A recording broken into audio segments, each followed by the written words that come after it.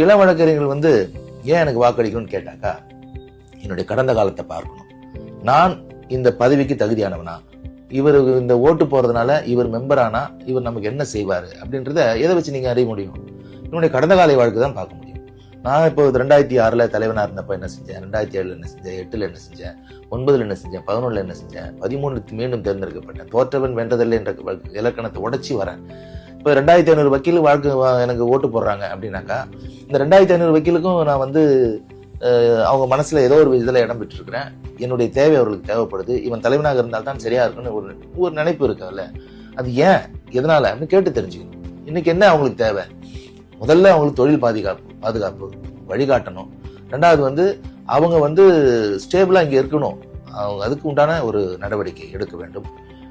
இளம் வழக்கறிஞர்கள் தான் நாளைக்கு, இன்றைக்கு இலக்கம் வழக்கறிஞர் தான் நாளைக்கு பெரிய மூத்த வழக்கறிஞராக மாறக்கூடிய வாய்ப்பு.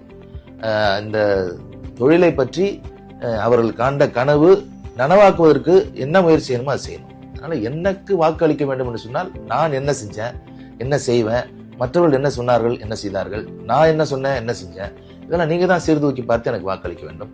ஒன்றை மட்டும் உத்தரவாதமா சொல்லுவேன், நிச்சயமா எனக்கு வாக்களிச்சா உங்க வாக்கு வீண் போகாது.